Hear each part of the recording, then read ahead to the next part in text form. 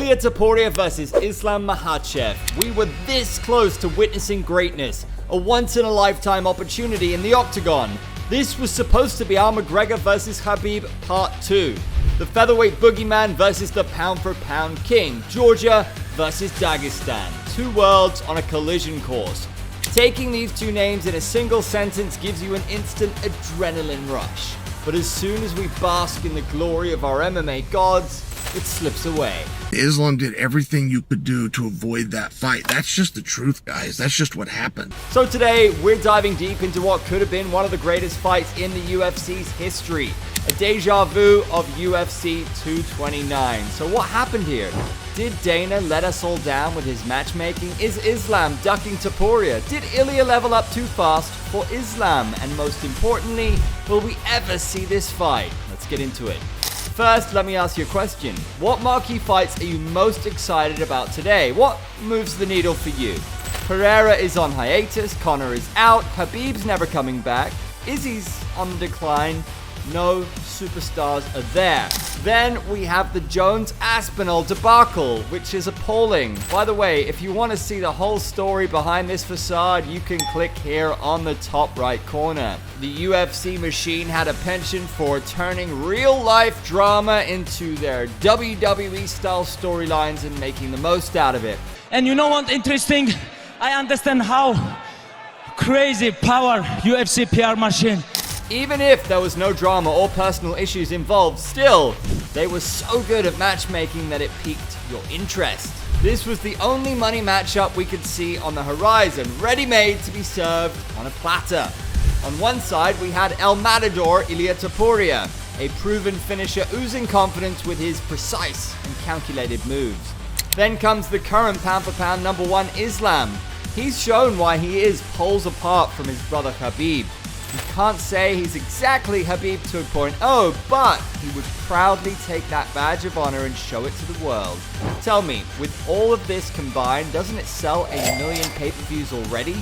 This can be a possible reincarnation of the legendary McGregor versus Khabib rivalry. This fight would have been sold out even before the fight started because we know the back and forth that would happen. The trash talk at the press conference, oh man, it would be a spectacle to watch. Khabib and Conor's fight became an epic in MMA folklore because we not only had two great fighters, but we had two sets of dedicated fans, two countries, and two opposing sets of opinions in the game. It seemed like there was a war between Ireland and the Dagestanis, and it's happening all over again 8 years later, but instead of Ireland, this time it's their noisy neighbors from Georgia. Dagestan and Georgia have had a rivalry brewing between them for over a year now. With Marab already taking the prestigious O from Umar, many pundits think that Georgian style can be the kryptonite of Dagestani wrestling. Like the proverb says, diamond cuts diamond. This could be a battle of two wrestling powerhouses, but make no mistake, Ilia is here to take heads off, and so is Makhachev. Styles make fights. Haven't we heard that 1 million times before? So what happened here, Dana? I mean, just in terms of a stylistic matchup, there was banger written all over it. A fun fight where both combatants are near the peak of their game, if not their peak. The UFC fumbled the biggest fight they could have made today. Dana, how could you not see what is obvious and fumble the bag on this one so badly? You could have stamped your authority and made this fight one of the biggest, and when I say the biggest, I need not explain more. Ilia fighting Islam would have been UFC 300 type energy with global eyes all over it. Pound for pound number one status on the line. Instead, we get nothing. So a missed opportunity, 100%. Just imagine if we got Topuria versus Makhachev today. Topuria could have challenged for greatness. Islam could have proved why he's the pound for pound king and then moved up to champ status. But no, that would have made too much sense, right? And this sport hates making sense. We don't get nice things, we get chaos. Always chaos. So why is it not happening? Is Islam ducking Topuria? Is Khabib trying not to risk Makhachev's legacy against a legit opponent? Is Islam taking a page out of Jones's book? Well, the simple answer is a big no. If you're rocking with the Dagestani camp, and if you're in the other corner, the answer will always be a big fat yes. Islam did everything you could conceivably do to not fight Ilia, including leave the division, including leave the championship. Hey, if you don't fight this guy, we're going to strip you of your championship. Strip me of my championship. There is nothing in our industry that is a stronger way to get away from somebody than to leave the division and even leave the championship behind. Ilia is poking fun at the Russian any moment he gets. Listen to what Ilia has to say. Para agradecerle a Charles, la verdad, por haber aceptado el reto, ¿no? Algo que Islam no hizo y tiene que pagar el precio por Islam. Es el mayor hipócrita que yo haya visto jamás. A mí me decía que no me quería dar la oportunidad porque era el chico pequeño y ahora el chico pequeño es él, que está buscando la misma oportunidad. Ilia doesn't shy away from making his feelings known. Look at that tweet after Merab defeated Umar in his title fight. Ilia is saying Dagestanis aren't invincible and Georgian wrestling is superior to Dagestani wrestling. Everybody ate that up. Right then and there, everybody knew this was the next super fight. And now that Islam moved up, he was back with his war of words. The Georgian thinks Islam ran away from a legit challenge, while the latter thinks Ilia hasn't done enough to deserve a title shot, and also that he's cleaned up the division. Khabib would love to protect the legacy of his comrade 100%, but he knows a matchup with Topuria is inevitable. And if you think Islam is a hypocrite, then so is Ilia. Ilia moved up with only one title defense, and then wants a crack at the 155-pound title as soon as possible. Islam has defended his title multiple times, so why can't Islam move up?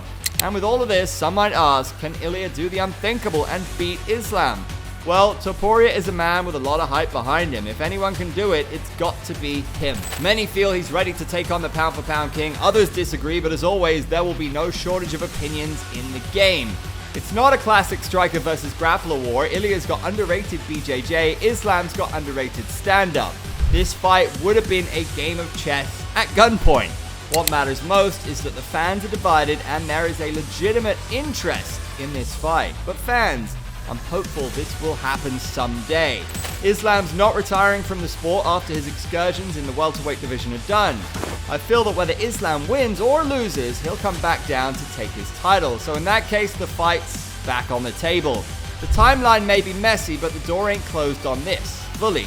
If the UFC plays it right, maybe we can see an early 2026 matchup in the States or in Madrid, maybe in Saudi Arabia. Who knows? If it happens, Ilia versus Islam will be one to remember, that's for sure. As for the future, we're left with Topuria fighting Du Bronx for the vacant lightweight title at UFC 317 in June 2025. Sure, Ilia versus Oliveira is a scrap we're all down to watch, but let's be real, there are no legacy stakes attached to this. Ilia Topuria versus Islam Makhachev was never just a mere fight, it was two dynasties colliding, two champions who both want to make a legacy of their own, and two sets of fans who are voicing their opinion on this left, right, and center. And even though it didn't happen, the idea of it still burns brightly. So Dana, Hunter, do your thing. We accept this is a minor blip. Don't let this one go the way of Khabib versus Tony. Give us Topuria versus Makhachev for their legacy, for the fans, and for the game. And I'm sure the fight would be the biggest in recent memory. So that's all we have for you today. So what do you guys think about this? Do you think Islam is ducking Topuria? Is Ilia the biggest threat to Makhachev? And do you think the UFC missed the opportunity here? Let us know in the comments. And hit that like button, smash subscribe, and share the video with your pals. And before YouTube pushes you off to another video with its algorithm, take a look at the video on your left where we explore why Belal Muhammad is the most disliked fighter in the UFC today.